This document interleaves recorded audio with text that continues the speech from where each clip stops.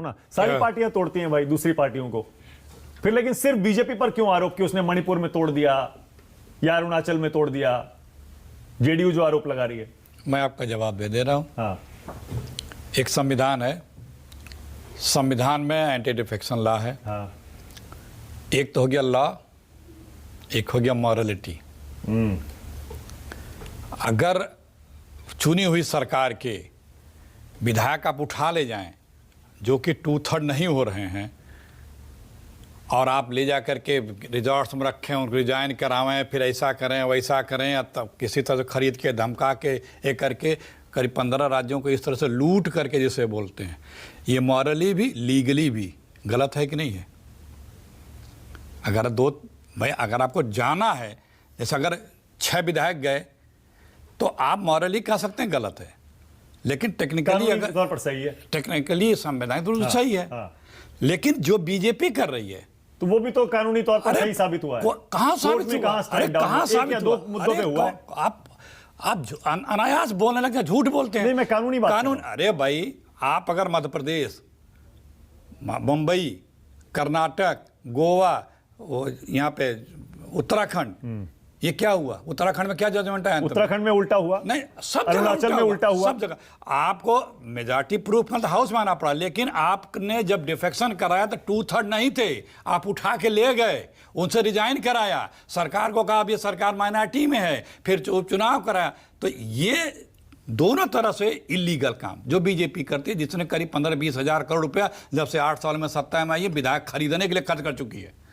जो अगर जनता नहीं चुनती है तो इस तरह से लूटेंगे मतलब बंदूक नहीं, सत्ता के गन पे, राज्यपाल के गन पे, पैसे के गन पे। तो ये जो जेडीयू वाले हैं, मणिपुर वाले, ये खरीदे गए हैं क्या? अरे बीजेपी के पास बजट है इसको खरीदने के लिए, खरीद रही है। और वो बीएसपी वाले जो आपने तोड़े थे 6 के 6, पूरी पार्टी खत्म कर दी राजस्थान में आपने। वो तोड़े नहीं तो मर्जर होता है। मैंने बताया ना, आप बहस कर तोड़े मैंने, अरे आपके हंसने से 6 के 6 आपने तोड़ लिए भाई। जनाब, मैंने कहा वो इलीगल था, कानूनी तौर पर सही था वो, तो ये भी सही है। 6 में से 5 गए, 2/3 हो गया। आप कह सकते हैं सही है, इतना तो मैं भी मानता हूं। हाँ, इतना तो मैं भी मानता हूं। लेकिन पूरे देश में जो नई कल्चर बीजेपी ले आई है कि अगर सरकार, जनता ने हमको जनादेश नहीं दिया तो हम आपकी सरकार को लूट लेंगे। जहां उनकी सरकार नहीं है, रोज प्रयास कर रहे हैं। झारखंड में क्या हो रहा है? रोज प्रयास नहीं कर रहे हैं क्या? अच्छा, सुशील मोदी तो कह रहे हैं कि अरे भाई, अब जेडीयू मुक्त बिहार बनाएंगे और ये गठबंधन चलेगा। बिहार में कौन बोल रहा है? बीजेपी का नेता सुशील मोदी, जिसको बीजेपी ने नेपथ्य में डाल रखा है, वो आगे आकर के बैटिंग करने में अपना नंबर बनाने में सबसे आगे हैं। नहीं, जितने लोग डिस्कार्डेड हैं बीजेपी से बिहार में, वही बोल रहे हैं। पर सबसे आगे है वो, वही तो कह रहे हैं ना। और जानबूझ के लाई है बीजेपी। नहीं, कोई नहीं ला रहा है। नीतीश कुमार को पसंद है, कोई नहीं लाया अब नीतीश कुमार के सामने उन्हीं को खड़ा कर दिया। पास कोई काम नहीं है, बीजेपी ने इनको एकदम तिलांजलि दे दी है। ये अपने नंबर बढ़ाने के लिए आ रहे हैं और बोल रहे हैं, और आपको मौका मिल रहा है इनका नाम लेने का। ये इतने तक इनका है। भाई उप मुख्यमंत्री थे इतने साल। थे ना, उसके बाद क्या हुआ? क्यों हटे? क्या हुआ? कभी पूछे जाते थे? और क्या हुआ सृजन घोटाले का? सृजन घोटाला है तो बिहार में गठबंधन चलेगा ना, टूटेगा नहीं ना? कौन सा गठबंधन? जेडीयू, आरजेडी, कांग्रेस का जो चल रहा है महागठबंधन। देश में इस तरह के गठबंधन मजबूत हो जा रहे हैं। बीजेपी के अंदर और विपक्ष में जितने लोग, बहुत बीजेपी के अंदर भी बहुत से लोग हैं और विपक्ष में जितने लोग हैं, उन सब लोगों को ये एहसास हो चुका है, मान चुके हैं, देश भी ये मान चुका है कि मोदी जी और बीजेपी देश, लोकतंत्र और संविधान के लिए भारी खतरा है।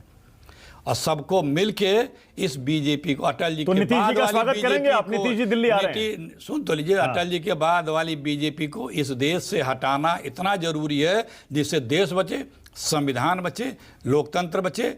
ये जरूरी है और सब इस बात को मान रहे हैं। और गए बीजेपी और मोदी विहीन होने वाला देश। और नीतीश जी दिल्ली आ रहे हैं, वो आप स्वागत करेंगे उनका? नीतीश जी तो पूरे देश में जा रहे हैं।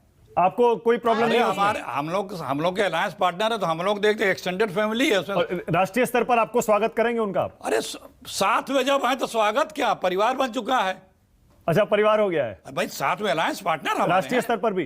अरे समय आने तो दीजिए, समय न दीजिए। आज से 10 साल बाद आप क्या करेंगे? ये चैनल क्या करेगा? अभी जवाब नहीं मिलेगा। समय आने दीजिए, उसका भी जवाब मिलेगा। Okay, all right.